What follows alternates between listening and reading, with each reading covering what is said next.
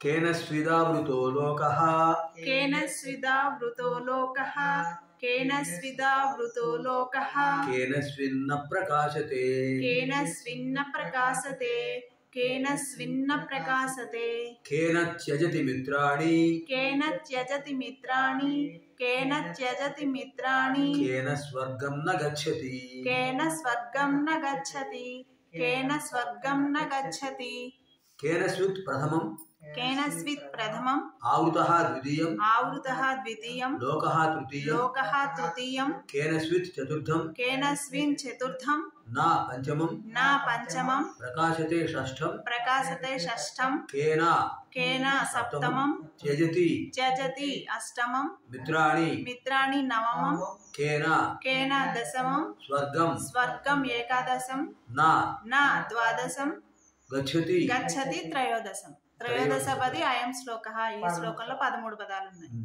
కేన స్విత్ దేని చేత లోకః లోకము ఆవృతః ఆవృతపడింది లోకం అంతా దేని చేత లోకం అంటే లోకంలో ఉన్న చరాచర జీవులు దేని చేత ఆవృతపడ్డాయి కేన స్విత్ న ప్రకాశతే కేన స్విత్ దేని చేత న ప్రకాశతే వెలుగు కనిపించట్లేదు ప్రకాశించడం లేదు కేన త్యజతి మిత్రాణి దేని చేత మిత్రులందరూ విడిచిపెట్టేస్తున్నాడు వాడికి ఎవరు స్నేహితులు ఉండట్లే వాడికి స్నేహం చేసుకోవాలని భయపడుతున్నారు ఏమిటి కారణం దేంతో దేని చేత అలా పరిస్థితుంది కేన స్వర్గం న గచ్చతి కేన దేని చేత స్వర్గం న గచ్చతి స్వర్గానికి వెళ్ళలేకపోతున్నాడు ఇప్పుడు ధర్మరాజు చెప్తున్నాడు అజ్ఞానేనావృతో లోకః అజ్ఞానేనావృతో లోకః అజ్ఞానేనావృతో లోకః తమసా న ప్రకాశతే తమసా న ప్రకాశతే तमसा न प्रकाशते लोभात् त्यजति मित्राणि लोभात् त्यजति मित्राणि लोभात् त्यजति मित्राणि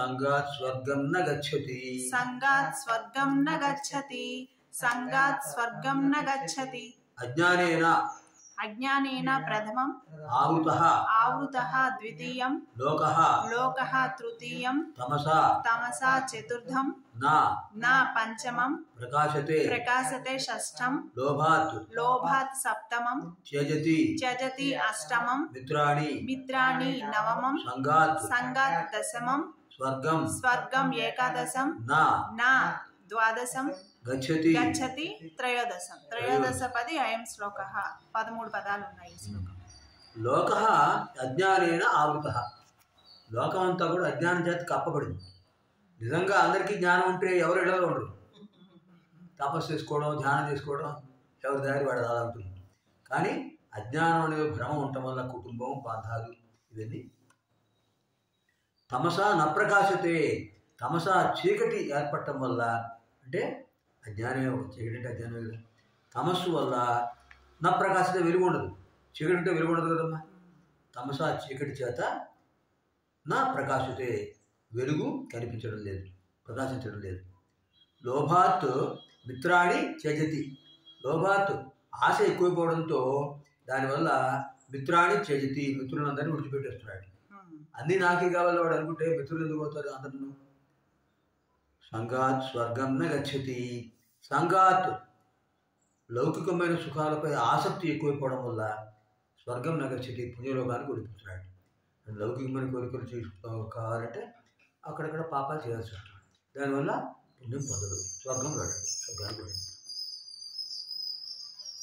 తర్వాత ఇంకో శ్లోకంలో మరో 4 ప్రశ్నలు చూద్దాం తపః కిం లక్షణం ప్రోక్తం తపః కిం లక్షణం ప్రోక్తం తపః కిం లక్షణం ప్రోక్తం ఇక్కడ ఇది ముందు చెప్పిన విషయం మరొకసారి జ్ఞాపకం చేసుకోండి కాఖ పాప వచ్చినప్పుడు విసర్గం సగమే పలకాలి తపః కిం అనకూడదు తపః కిం లక్షణం ప్రోక్తం తపః కిం లక్షణం ప్రోక్తం తపః కిం లక్షణం ప్రోక్తం కోదమశ్చ ప్రకీర్తితః కోదమశ్చ ప్రకీర్తితః కోదమశ్చ ప్రకీర్తితః దయాచక ఇక్కడ క్షమ ఉండాలి పొరపాటు దయపడింది దయ గురించి ఇచ్చేసారు కనుక క్షమ రావాలి అది తర్వాత కార్యక్రమం సరి చేసుకోండి క్షమాచక పరాప్రోక్త క్షమాచక పరాప్రోక్త క్షమాచక పరాప్రోక్త కాచహ్రీ పరికీర్తిత కాచహ్రీ పరికీర్తిత కాచహ్రీ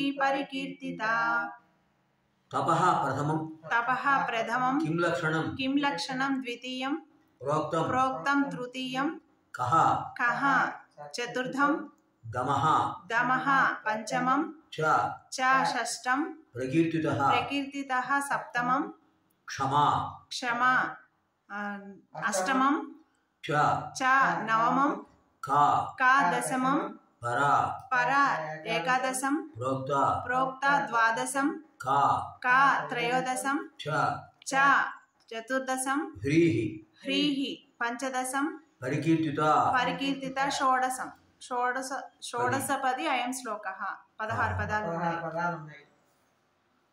తపః కిం లక్షణం ప్రోక్తం తపస్సు ఏ లక్షణాలు కలిగిందని చెప్పబడింది. అంటే తపస్సు లక్షణాలు ఏమిటి, అంటే తపస్సు అంటే ఏమిటి అది. చ మరియు దమః కః ప్రకీర్తితః దమః కః ప్రకీర్తితః దమము అని దేన్ని అంటారు, దేనిని దమము అంటారు.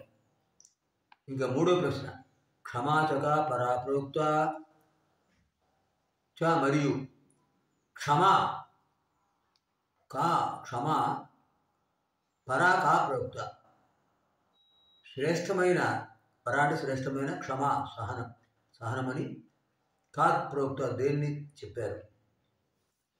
కాచ హ్రీః పరికీర్తిత చ మరియు హ్రీః అని కా పరికీర్తిత ఏది చెప్పబడింది అంటే 4 ప్రశ్నలు. తపస్సు అంటే ఏమిటి, దమం అంటే ఏమిటి, క్షమ అంటే ఏమిటి, హ్రీ అంటే ఏమిటి.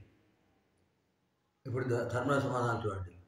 తపస్వధర్మవర్తిత్వం తపస్వధర్మవర్తిత్వం తపస్వధర్మవర్తిత్వం మనసో దమనం దమః మనసో దమనం దమః మనసో దమనం దమః క్షమాద్వంద్వ సహిష్ణుత్వం క్షమాద్వంద్వ సహిష్ణుత్వం క్షమాద్వంద్వ సహిష్ణుత్వం హ్రీరకార్య నివర్తనం హ్రీరకార్యనివర్తనం హ్రీరకార్యనివర్తనం తపః తపః ప్రథమం స్వధర్మవర్తిత్వం స్వధర్మవర్తిత్వం ద్వితీయం మనసః మనసః తృతీయం దమనం దమనం చతుర్థం దమః దమః పంచమం క్షమా క్షమా షష్టం ద్వంద్వ సహిష్ణుత్వం ద్వంద్వ సహిష్ణుత్వం సప్తమం హ్రీః హ్రీః అష్టమం అకార్య నివర్తనం అకార్యనివర్తనం నవమం నవపది అయం శ్లోకః. ఈ శ్లోకంలో 9 పదాలు ఉన్నాయి. ఇప్పుడు ధర్మరాజు చెప్పిన సమాధానం చూడండి. తపస్సు అంటే చూడండి, మనం చాలామంది అనుకుంటాం తపస్సు అంటే ఎక్కడో హిమాలయాలకు వెళ్ళి అక్కడ ఒంటరిగా కూర్చుని తపస్సు చేయడం. ఆ తపస్సు ఎలా ఉంటే మనం వేరేవాడు చేసేవాడు కనుక. కానీ తపస్సు అంటే ఎంత సులభంగా చెప్పాడు. తపః స్వధర్మవర్తిత్వం, మన ధర్మాన్ని మనం నిర్వర్తిస్తే అదే తపస్సు. భర్త ధర్మం, భార్య ధర్మం, పిల్లల ధర్మం, గురువు ధర్మం, శిష్యుడి ధర్మం వేరువేరుగా ఉంటాయి కదమ్మా. ఎవరి ధర్మాన్ని పాటిస్తే అదే తపస్సు. మనసో దమనం దమః, మనస్సును అదుపులో పెట్టుకుంటే దాన్ని దమము అంటారు. క్షమా ద్వంద్వ సహిష్ణుత్వం, ద్వంద్వం అంటే ఏమిటో జంట, కష్ట సుఖాలు, చీకటి రాత్రులు చీకటి వెలుగులు, రాత్రింబవళ్ళు, వీటిని జంట ఒకదాని నుంచి పెట్టి ఉండదు కదా. రాత్రి తర్వాత పగలు, సుఖం తర్వాత దుఃఖం వస్తుంటాయి.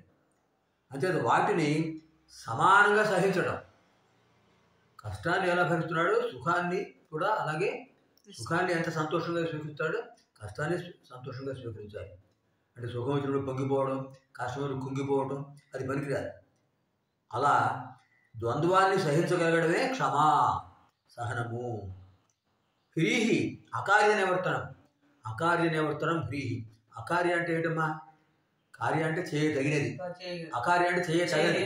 ఏది చేయకూడదో అది చేయకూడదు పనికి దూరంగా ఉండడమే సిగ్గు. అదే అన్న వాడు సిగ్గు లేదురా అంటాం. అంటే ఏంటి, వాడు అది చేయకూడదని తెలుసు అయినా చెప్తున్నట్టే సిగ్గు లేదంటే కదా. సిగ్గు ఉన్నవాడు ఆ పని చేయడు. హ్రీః అంటే అకార్య నివర్తనం.